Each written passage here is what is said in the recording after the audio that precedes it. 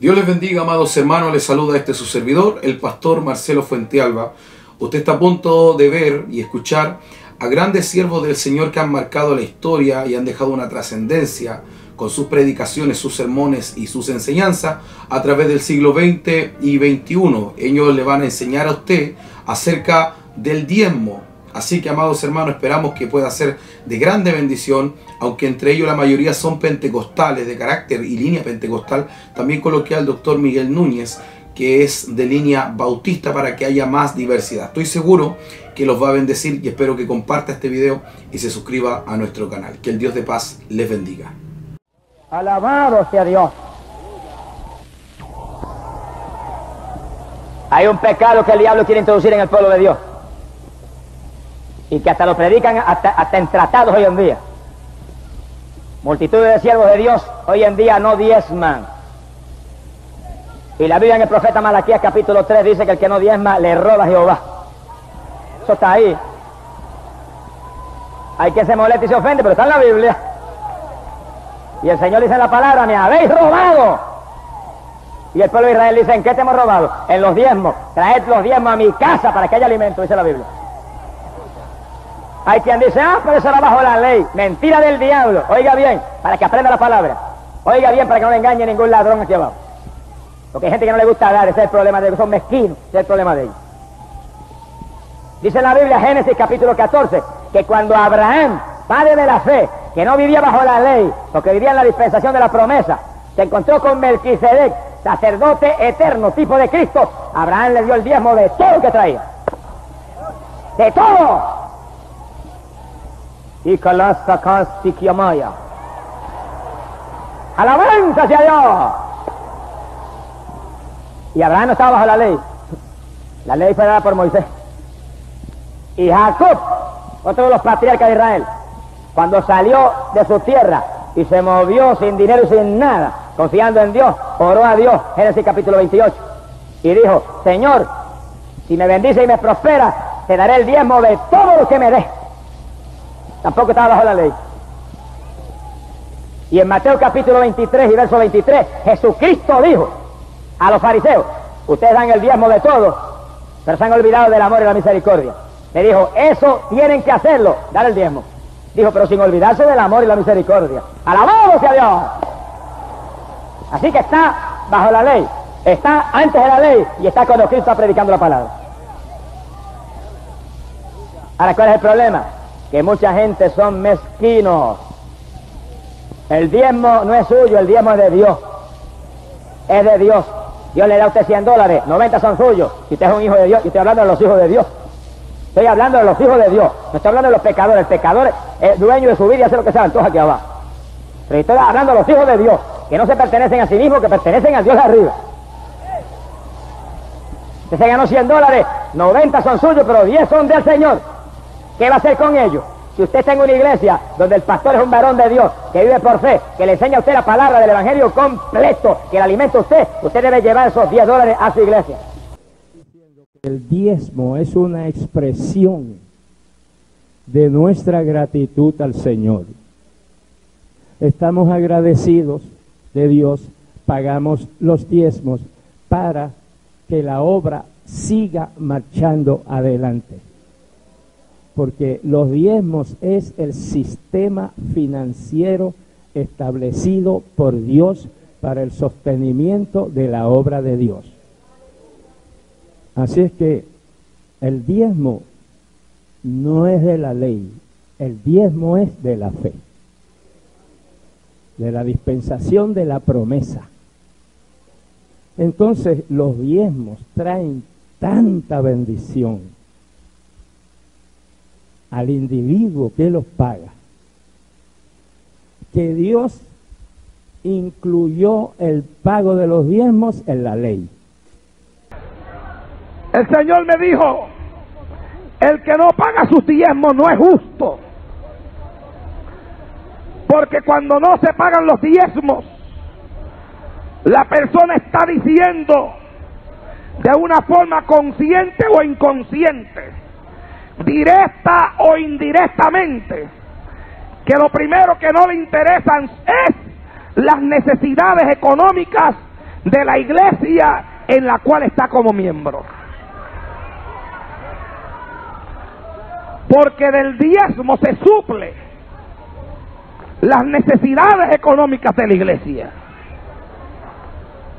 Del diezmo se paga la guagua que la iglesia compró para que usted pudiera llegar hasta el templo. Se cubre cualquier préstamo que la iglesia haya hecho para satisfacer cualquier necesidad que haya en la iglesia. De ese dinero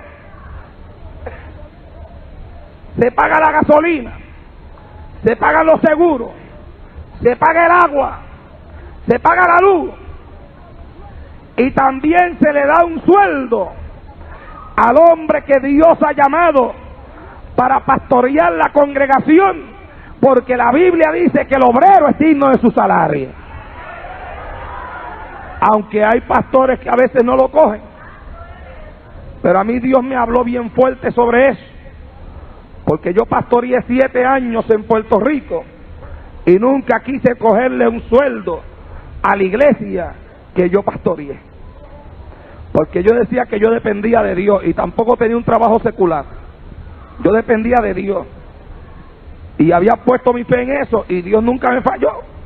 Había veces que cuando mal estaba aparecía gente de otras iglesias hasta con compra para mi casa, y de otras iglesias aparecían personas hasta con dinero, 200 y 300 dólares, que Dios le decía que me los llevaran a mí a mi casa. Pero sin embargo, ya al final de mi pastorado, el Señor me habló y me dio a entender el error grande que yo había cometido en no tomarle un sueldo a la iglesia. El Señor me dijo, porque la iglesia se va a acostumbrar a esto, y un día cuando tú te vayas, viene uno detrás de ti, que a lo mejor no tiene la fe que tú tienes, y la iglesia no va a estar acostumbrada a sostener a un pastor. Oiga, y eso fue cierto yo, porque el que vino detrás de mí las ha visto duras, y después yo mismo he sido el que he ido por allá y he tenido que estar dándole un poquito a la iglesia para que la iglesia entienda la responsabilidad que tiene con el pastor, pero la iglesia no lo entendía, porque el primero que no le enseñó esa responsabilidad fui yo. Pero Dios me dijo que el que no diezma no es justo, porque está diciendo no me interesan las necesidades de la iglesia. Próxima pregunta. Si en el Nuevo Testamento existe algún pasaje que nos mande, ordene de forma obligatoria el diezmo, así el pasaje no existe, pero nosotros tenemos que ver la pregunta de otra manera. Comencemos preguntándonos si las necesidades para las cuales Dios creó el diezmo existen en la actualidad hoy dentro de la iglesia todavía. Por ejemplo, los pastores que están trabajando a medio tiempo, a tiempo completo, ¿tienen salarios? La respuesta es que sí. Eso sería como similar, no igual, pero similar a la manutención de los levitas. Entonces esa necesidad está. Número 2, ¿tiene la iglesia necesidad para su presupuesto, sus actividades, la expansión, construcción, mantenimiento de las facilidades? Obviamente que sí, esa necesidad permanece. ¿Tienen las iglesias personas en necesidad que requieren ayuda y personas a su alrededor que requieren ayuda, la ayuda a los pobres? Esas necesidades también están. Por tanto, nosotros tenemos en la iglesia de hoy las mismas necesidades que tenía el pueblo de Israel en el ayer, para los cuales el pueblo tendrá que ofrendar de una manera o de otra. Lo que hace la diferencia en el Nuevo Testamento no es que tenemos un estándar menor, sino que a diferencia del Antiguo Testamento, donde el pueblo podía pagar un 10% y con lo que quedaba él podía hacer dentro de límites morales lo que él quisiera, el entendimiento más bien en el Nuevo Testamento es que todo es de Dios y yo debo darlo todo a Dios, por así decirlo. La pregunta que yo tengo que hacerme bajo el Nuevo Testamento es ¿con qué por ciento yo debo quedarme? No es tanto con lo que yo debo dar, sino con qué debo quedarme. Para hacer la ilustración bien fácil, suponte que yo tengo un ingreso de $100 millones al año, y hay gente que tiene esos tipos de ingresos hoy en día, y yo doy el diezmo, me quedan $90 millones. ¿Realmente diría Dios que yo necesito $90 millones en mis finanzas para vivir? Claro que no. Entonces, en ese caso, Dios no estaría contento con que yo diera el diezmo simplemente quedándome con tanto dinero como lo que es esa suma.